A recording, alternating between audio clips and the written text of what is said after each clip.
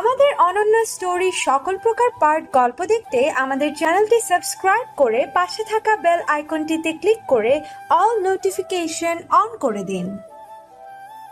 To do something special, darling. I know তোমার বড্ড ঘুম কাতুরে, বাট এই মুহূর্তে তোমার ঘুম আমার জন্য প্রয়োজন। আমি ঘুম কাতুরে? আপনি কি করে জানলেন?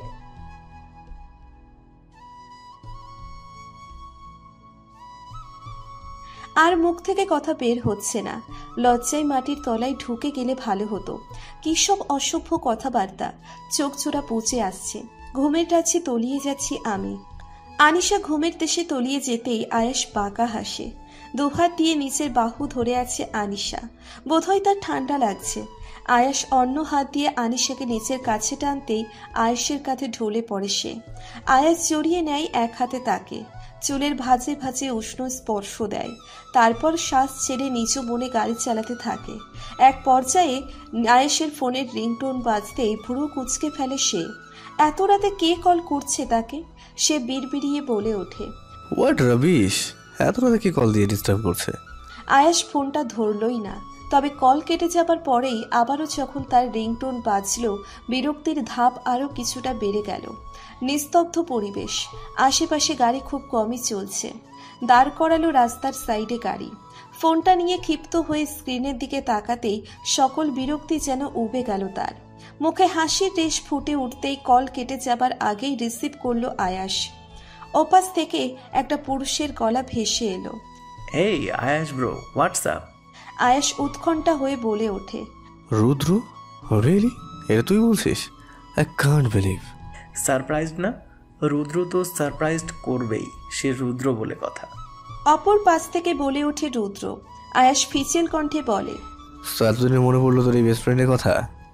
নো ইয়ার, তুই জানিস পড়ালেখার কতটা চাপ? বিদেশে ডাক্তারির ডিগ্রি নিতে এসে যদি ব্যর্থ হয়ে ফিরে যাই, তাহলে আয়াসের বেস্ট ফ্রেন্ড হিসেবে পরিচয় দেব কি করে? লজ্জার তো শেষ থাকবে না ভাই। লয়ার আয়াস রায়হানের বেস্ট ফ্রেন্ড ডাক্তারি পড়তে গিয়ে পাশ করতে পারিনি, কেমন লাগবে বল? এক্সকিউজ ভালো ছিল। এনিওয়ে, এখানে শুধু পড়ালেখাতে ডুবে আছিস নাকি প্রেম টেম কিছু হয়েছে? রুদ্র হুহা করে হেসে দেয় ওর কথায়। আমি আর প্রেম? তোর মনে হয় দেশি মেয়েরাই আমার পাথরের মতো মন গলাতে সক্ষম হলো না? আর বিদেশি মেয়েরা? তুই বিদেশি মেয়েদের পছন্দ করতে পারিস, আমার দ্বারা বিদেশি মেয়ে হবে না। সেটা রুদ্র, আমি বিদেশি মেয়ে পছন্দ করতাম। করতাম, এখন সম্পূর্ণ আলাদা। যে আমাকে কেউ ফেরাতে পারতো না, সে আমি একটা এমন মেয়ের পিছনে পড়ে রয়েছে যে কিনা আমাকে পাত্তাই দিতে প্রস্তুত নয়। রুদ্র কিছুক্ষণ চুপ থাকে, বিস্ময়ে ও কথাই বলতে পারছে না। অবিশ্বাস্য কণ্ঠে বলে ওঠে, লাইক সিরিয়াসলি? আগে তো জানতাম আয়াস রায়হানের পেছনে মেয়ে ছোটে, কিন্তু এখন সম্পূর্ণ উল্টো। ব্যাপার কি? কে করলো এমন জাদু? আয়াস মৃদু হাসে। সে যে এমন অস্থায়ী জীবন ছেড়ে এমন জীবনে পদার্পণ করবে ভাবতেও পারেনি। ঘুমন্ত আনিশার দিকে একবার তাকাইও। মস্ত বড় জাদুকরি মেয়ে, তার অন্ধ্রে মায়া। তাকে দেখে মনটা টিকলই না। ওর জন্য এতটা ডেসপারেট হয়ে গিয়েছিলাম যে বিয়ের জন্য সুইসাইড করার হুমকি দিতেও পিছয়নি। হোয়াট? তোর বিয়েও হয়ে গেছে? ও মাই গড, এত বড় বিশ্বাসঘাতকতা করতে পারলি তুই আমার সাথে? বিয়ে করলে অথচ এই দুর্ভাগা বন্ধুকে জানানোর প্রয়োজন বোধ করলি না একবারও? আফসোস নিয়ে হাই হাই করে বলে উঠল রুদ্র। সত্যিই বিষয়টা আনএক্সপেক্টেড তার কাছে। সে আয়েশকে খুব ভালোভাবে চেনে, কিন্তু বিয়ের বন্ধনে আবদ্ধ হওয়া আয়েশকে চিনতে তার বেগ পেতে হচ্ছে। আয়েশ শান্ত কণ্ঠে বলে উঠল, এত কিছু জানানোর পরিস্থিতি ছিল না তখন। আর তোর ভাবির বয়স আর অন্ধত্ব নিয়ে অনেকটা বাড়াবাড়ি করে ফেলেছিল মিডিয়ার লোকজন, তাই জানানো হয়নি। তুই চলে আয় দেশে, দেন তোর ভাবিকে আবার বিয়ে করবো অনুষ্ঠান করে, পুরো ঢাকা দেখবে। তুই আমাকে আজকেই হার্ট অ্যাটাক করে মেরে ফেলবি নাকি? একের পর এক এসব অবিশ্বাস্য শুনে যাচ্ছিস। আমার ছোট্ট হার্ট কত নেবে? আর ভাবির বয়স কম, তাও অন্ধ। হঠাৎ অন্ধ আর ছোট মেয়ের প্রতি তো টান কেন? অন্ধ আগে ছিল না, তখন থেকে এর প্রতি আমার এত অনুভূতি। আচ্ছা, তুই দেশে ফিরবি কবে? এখনো দেরি আছে, একদিন সারপ্রাইজলি দেশে ফিরবো। ভাবির নামটা অন্তত বলতে পারিস, শুনে রাখি। প্রশ্নটা করে উঠল রুদ্র। আয়াস কিছু বলবার আগেই আনিশা নড়ে চড়ে উঠল। আয়াসের নজর গেল ঘড়ির দিকে। 12টা 4 বেজে গিয়েছে। সে তড়িঘড়ি করে বলল, আজ রাখছি, তোর ভাবি জন্মদিন, ওকে নিয়ে বাইরে বেরিয়েছে, কাল তোর সঙ্গে কথা বলবো। ওকে ওকে, টেক ইউর টাইম। ফোনটা পকেটে রেখে আনিশার দিকে নিজের দৃষ্টি স্থির করে আয়াস। মেয়েটা তার প্রাণ খোলা হাসির কারণ, মেয়েটা তার বেঁচে থাকার কারণ। নিজের দুহাত দিয়ে আলতো করে আনিশার ফোলা গাল স্পর্শ করে আয়াস। মেয়েটার গাল দুটো সব সময়ের জন্য লাল আভা লেগেই থাকে, যেটা আয়াসের বেশ লাগে। আয়াসের মুখ ফু দিয়ে নিচু সুরে বলে, হ্যাপি বার্থডে নিশা পাখি। আমার কাছাকাছি আসার আরেকটা ধাপ পেরিয়ে এলে তুমি। ইচ্ছা ছিল তোমাকে সাজিয়ে গুছিয়ে অন্য কোনো রেস্টুরেন্ট বা ছাদে সারপ্রাইজ দেওয়া, কিন্তু আমি জানি তুমি এসবের থেকে কোনোটাতেই বেশি খুশি নাও। আজ তোমার খুশির কারণ হতে খুব ইচ্ছে করছে, যার কারণে এটা আমার প্রথম উদ্যোগ। মুচকি হেসে আবারও নিজের বাহু ধরে আনিশাকে জড়িয়ে নিয়ে গাড়ি স্টার্ট দিল আয়াস। সকালে কিঞ্চিত আলোতে ঘুমটা হালকা হয়ে এলো। কারো আবেশে ঘুমটা বেশি করে চাপটে ধরতে চাইছে। নাকে আসা সুগন্ধ আমার চেনা। ঘুমের ঘোরে কোলবালিশ মনে করে আমি ওনাকেও চাপটে ধরে ঘুমাচ্ছি। আস্তে আস্তে ছেড়ে দিলাম ওনাকে। মিটমিট করে চোখটা মেললাম। মাথা ওঠাতেই আমার চোখে মুখে গরম নিঃশ্বাস পড়ল। Good morning 17-year-old girl. সঙ্গে সঙ্গে চোখ রসগোল্লার মতো হয়ে গেল আমার। তখনই মনে পড়ল আমার জন্মদিনের কথা। আয়াস আমার চুল উপরের দিকে ঠেলে দিয়ে বললেন, হ্যাপি বার্থডে টু ইউ। তোমাকে বিয়ে করার দিনে গিয়ে এলো। জানা নেই এভাবে কে উইশ করে, তাও শুকনো মুখে। চোখজোড়া সরু হয়ে এলো আমার। মনে পড়ল রাতের কথা। আমরা এখনো গাড়িতে আছি। আশপাশটা বোঝার চেষ্টা করে বললাম, আমরা এখন কোথায় আছি? আর কাল রাতে আপনি এসব কেন করলেন আমার সাথে? হ্যাঁ, আমরা এখন হসপিটালের সামনে আছি, কক্সবাজার হসপিটালের সামনে। আর কাল রাতে যদি তোমায় না ঘুমিয়ে দিতাম, নির্ঘাতই হসপিটালে আমরা পড়ে থাকতাম। কেন তুমি কোথায় নিয়ে যাচ্ছেন করে না আমার মাথাটায় কামটা দুটোই খারাপ করে দিতে। অ্যাক্সিডেন্ট হয়ে যেত, ফলস্বরূপ কি হতো ভাবতে পারছো?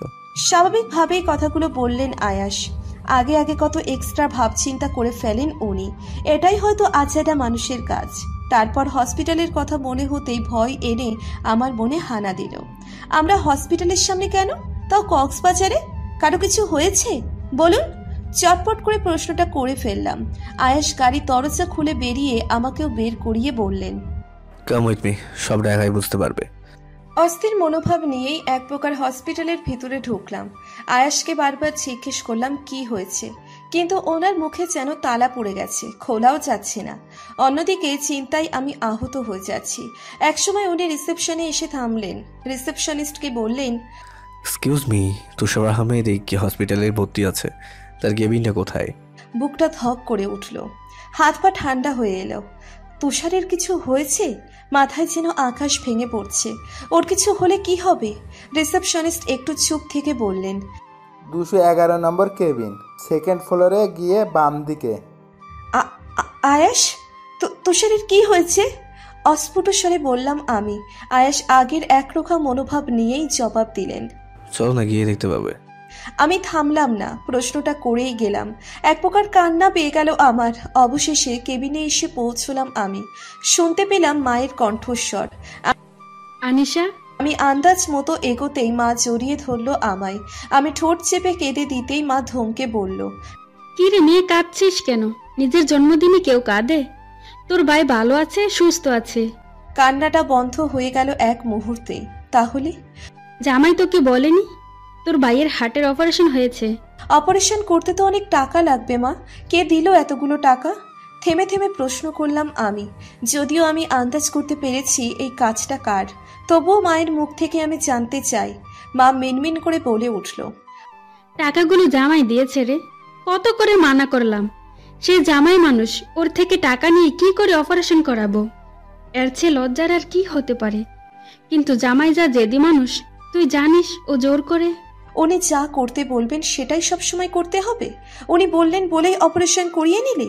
কথাগুলো বেশ কঠিন গলায় বললাম আমি। আয়াস সত্যি এবার বেশি দয়া করে ফেলছেন আমায়। উনি বোঝেন না কেন আমি ওনার দয়া চাই না? মা কিছু না বলতেই আয়াস এগিয়ে এসে আমার কাঁধে হাত রেখে শান্ত কণ্ঠে বলল, এইভাবে বলছো কেন? তুষারের অপারেশন কতটা প্রয়োজন ছিল সেটা তুমিও জানো, তাহলে হঠাৎ এমন কথা কেন বলছো? তুমি খুশি হওনি? আমি আয়াসের হাত নিজের কাঁধ থেকে সরিয়ে দিলাম। কর্কশ গলায় বললাম, না, হইনি আমি খুশি। আপনি কেন আমার পরিবারের জন্য এত করছেন বলুন তো? আপনি বিয়ে করতে চেয়েছিলেন তো, বিয়ে তো হয়েছে, তাহলে এত কিছু করছেন কেন? এসব কি কথা বলছো তুমি? আমি কি তুষারের জন্য তোমার ফ্যামিলির জন্য কিছু করতে পারি না? It's my family also. আর আমি তো ভেবেছিলাম তুমি খুশি হবে যে তোমার ভাই ঠিক হয়ে গেছে, ও আর সকল স্বাভাবিক বাচ্চার মতো লাইফ লিড করতে পারবে। আপনি হয়তো এখনো আমায় ভালো করে চেনেননি। আনিশা কারো দানে খুশি হয় না, বুঝেছেন? চিল্লিয়ে বললাম আমি। আয়েশের বদলে মা আমায় ধমক দিয়ে বলে উঠল, আনিশা, কি হচ্ছে? এসব কি কথা বলছিস? চেনেননি, দান, এসব কি কথা? আর এভাবে কেউ নিজের স্বামীর সঙ্গে কথা বলে? এই শিক্ষা পেয়েছিস তুই? এটা কিন্তু বেয়াদবি করছিস তুই। আমি মায়ের কথায় জবাব দিলাম না। প্রচন্ড রাগ লাগছে আমার, মেজাজটা বিগড়ে যাচ্ছে বারে বারে। কি ভাবেন উনি নিজেকে? দয়াবান ব্যক্তি? তুষারের কণ্ঠ কানে আসতেই আমার কুচকানো চোখ মুখ স্বাভাবিক হয়ে এলো। আপু, মা, তুষার কোন দিকে? সামনে কয়েক ধাপ এগিয়ে যা, ও বেডে শুয়ে আছে। আমি আর কিছু না বলে বেডের দিকে এগিয়ে গেলাম। সাবধানে বসে পড়লাম বেডের সাইডে। আমার হাতের উপর হাত রাখলো তুষার। আমিও অন্য হাত দিয়ে ওর হাত চেপে ধরে বললাম, কেমন আছিস এখন? ভালো আছি, কিন্তু যেখানে অপারেশন করছে সেখানে ব্যথা করছে। ব্যথাটা কিছুক্ষণের, সারা জীবন ব্যথা সইবার চেয়ে কিছুক্ষণ ব্যথা সয়ে যাওয়া ভালো। এতে সারা জীবন কষ্ট পেতে হয় না, মলিন হয়ে বললাম আমি। তুষার নিচু সুরে বলল, হ্যাপি বার্থডে আপু। আমার মুখে হাসি ফুটে উঠল। থ্যাংক ইউ রে। আই উইশ তুমি আমার আয়াস জেজু সবসময় একসাথে থাকো। তোমাদের দুজনকে একসাথে খুব ভালো লাগে। কি যে বলো না, মেড ফর ইউ আদার। ফিক করে হেসে উঠল তুষার। আমার চোখ জোড়া তখন কপালে উঠে গেছে। আমার কানের কাছে আসছে চাপা হাসির আওয়াজ। মুখটা বেলুনের ন্যায় চুপসে গেল আমার। ছোট তাতে কি, পাকনামির শেষ নেই। আমি তাকে ধমকানোর চেষ্টা করে বললাম, এই চুপ, বেশি পাকনা ছেলে হয়ে গিয়েছিস, মুখ বন্ধ করে থাক। ও আয়াস জেজু, দেখো না তোমার বউ আমাকে বকছে। তুষার, তোকে চুপ থাকতে বলছি না? দ্বিগুণ থমকে উঠে বললাম আমি। তৎক্ষণাৎ বাবা বলে উঠল, আহ আনিশা, ছেলেটাকে এভাবে বকছিস কেন? এমনিতেও শরীর ভালো নেই এখন, জানিস। নাক ফুলিয়ে চুপ থাকলাম আমি। বাবা আবারও আয়েশকে উদ্দেশ্য করে বলে উঠলেন, আয়াস বাবা, তো তুমি আমাদের বাড়িতে চলো। বিয়ের পর এই প্রথম আমাদের এলাকায় এলে, আমাদের বাড়িতে যাবে না? না, সেটা নয়। আসলে আমার অন্য একটা জায়গায় যাওয়ার আছে আনিশাকে নিয়ে। আমি আপনাদের বাড়িতেও ওকে নিয়ে আসবো অবশ্যই, কিন্তু বিকেলের দিকে। বাবা আর জোর করলো না। আমার কপাল কুঁচকে গেল। সন্দিহান হয়ে আয়েশকে জিজ্ঞেস করলাম, আবার কোথায় নিয়ে যাবেন? আমি আর কোথাও যাব না। আনিশা, তুই এইভাবে কথা বলছিস কেন জামাইয়ের সাথে? ও কোথায় নিয়ে যেতে চাইছে যা, সব সময় শুধু পেঁচিয়ে কথা বলিস। রাগ নিয়ে বলল কথাগুলো মা। এরই মাঝে আয়াস তুষারের কাছে এগিয়ে এসে বললেন, তোমার তো অপারেশন হয়েছে, তুই চকলেট না খাওয়াই বেটার। তবে ডার্ক চকলেট খেতে পারো, এখানে কিছু ডার্ক চকলেট আছে আর জুসও আছে। বলেই হয়তো তুষারের দিকে কোনো ব্যাগ এগিয়ে দিলেন আয়াস। আমি ওদের কথার মাঝে বাগড়া দিয়ে বলে উঠলাম, না, লাগবে না এসব। আমার মনে হয় আপনি যথেষ্ট করেছেন। এখন খাবার জিনিসপত্র আমার মা বাবাই কিনে নিতে পারবে। কি তোমরা পারবে না? এখন তুমি কি ঠিক করে দেবে আমার শালাবাবুকে আমি কি দেবো না দেবো? আমার কপালে আরো দৃঢ় ভাঁজ পড়ল। উনি এমনভাবে বলছেন যেন আমি তুষারের কেউই নই। কিছু বলার আগেই আয়াস আবারও গাম্ভীর্যের সঙ্গে বলেন, আমি কেবিনের বাইরে দাঁড়িয়ে আছি, তুমি এসো। আর এক মুহূর্তও থামলেন না লোকটা। সকলের কাছ থেকে সাময়িক বিদায় নিয়ে বাইরে চলে গেলেন। মা আমার কাছে এগিয়ে এলো। মায়ের শরীরের স্মেল ধরে মাকে সেকেন্ড চিনতে নিতে অসুবিধে হয় না আমার। হুট করেই কোমল করে হাত ধরলেন আমার মা। বুঝতে পারলাম মা আমায় কিছু বলতে চায়। শুভ জন্মদিন রে মা। এই দিনে তুই প্রথম আমার গর্ভ থেকে পৃথিবীর আলো দেখেছিলি। তুই ছিলি আমার মা হওয়ার প্রথম অনুভূতি। সেদিন খুশিতে আত্মহারা হয়েছিলাম। আমার যে একটা রাজকন্যা হয়েছিল। সারা জীবন সুখে থাক তুই, আর কিচ্ছু চাই না আমার। আর যত তাড়াতাড়ি পারিস জামাইকে মেনে নে। মায়ের কথায় কিছুটা থমকে গেলাম আমি। মাও আয়েশকে মেনে নিতে বলছে। আমি কোথায় যাব? মা হয়তো আমার অবস্থা বুঝলো। দেখ, প্রথমে আমিও চেয়েছিলাম আয়াসের কবল থেকে তোকে ছাড়াতে, কিন্তু বিয়েটা তো হয়েই গেছে। আর সত্যি বলতে কি জানিস, আয়াসের সম্পর্কে যতটা খারাপ ধারণা হয়েছিল ততটা খারাপও সে নয়। হয়তো এখনও তার মাঝে ভালো বেঁচে আছে। মানিয়ে থাকতে পারিস। আমার মনে হয় ও তোকে ভালোবাসে। কোনটা ভালোবাসা মা? জোর করে ব্ল্যাকমেল করে বিয়ে করাটা ভালোবাসা? বিয়ের পর যখন তখন রুট ব্যবহার করাটা ভালোবাসা? দয়া করাটাও কি ভালোবাসা? যদি তাই হয় তাহলে দরকার নেই এসব ভালোবাসার। দৃঢ় কণ্ঠে মায়ের কথার প্রত্যুত্তরে দিয়ে উঠে দাঁড়ালাম আমি। 1 সেকেন্ডও দাঁড়ালাম না। বাবার সঙ্গে কথা না বলেই আন্দাজ মতো হেঁটে বাইরে চলে আসলাম। বেশ কিছুক্ষণ হলো গাড়িতে বসে আছি। সকালের খাবার খাইয়ে আবার আয়াস আমাকে কোথায় নিয়ে যেতে চলেছেন সেটা আমার বোধগম্য হচ্ছে না। ওনাকে প্রশ্নও করছি না, কারণ আমি জানি এই প্রশ্নের উত্তরটাও আমি পাবো না। এবার জিজ্ঞেস করবেন আমি কোথায় যাচ্ছি? আমি নীরব। আয়েশের সঙ্গে কথা বলার বিন্দুমাত্র ইচ্ছে নেই আমার।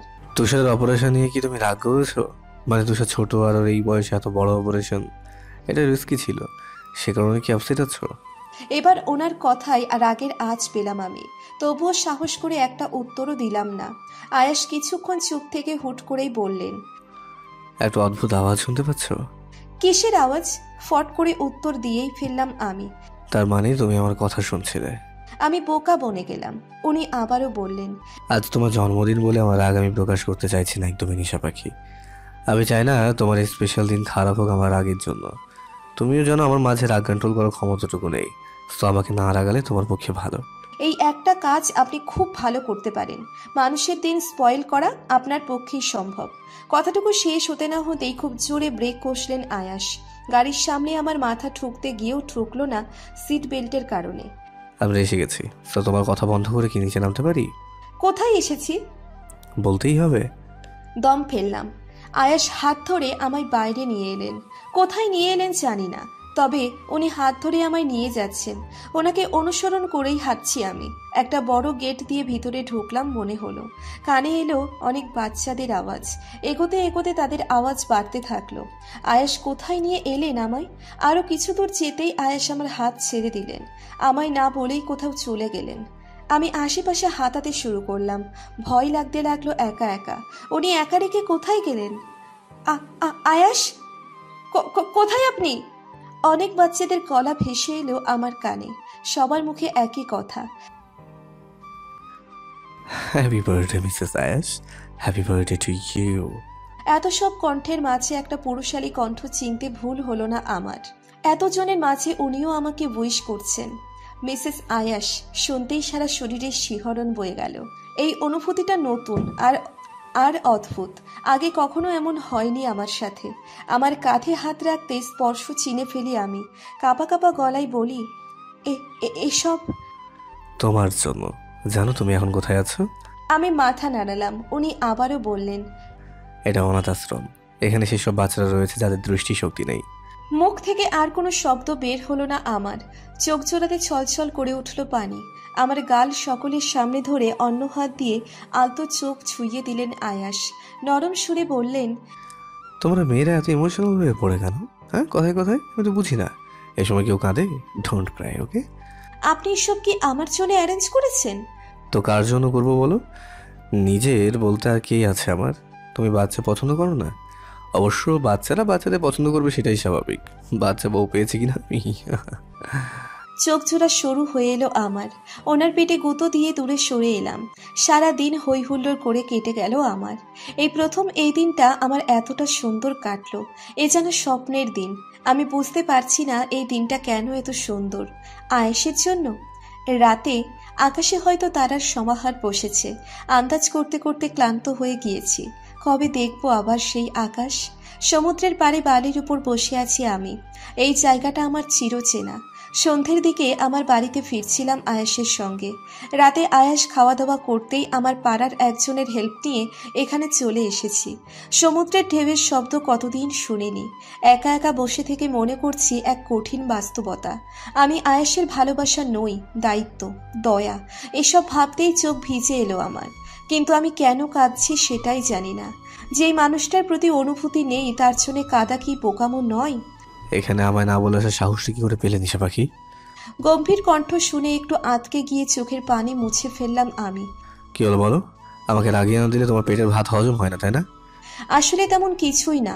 এখানে অনেক দিন আসিনি, তাই ভাবলাম চলে আসি। আবার বলতে পারতে, আমি নিয়ে আসতাম। আপনি ডিনার করছিলেন তাই না? বলেই থেমে গেলাম। আমার পাশ ঘেঁষে বসলেন আয়াস। আমার দিকে আইসক্রিম বাড়িয়ে বললেন, আইসক্রিম তোমার ফেভারিট না?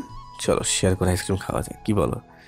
জবাবে কিছু না বলাই উনি বললেন, শুনেছি হাজব্যান্ড আর ওয়াইফ শেয়ার করে খেলে ভালোবাসা বাড়ে। তোমার মনে তো আমার জন্য ভালোবাসা নেই, তাহলে শেয়ার করে খেলে যদি ভালোবাসা হয় একটু আর কি। কেন করছেন এসব আপনি? থমথমে গলায় প্রশ্ন ছুড়লাম আমি। আয়াস চুপ থেকে একটু পর বললেন, কোন সব?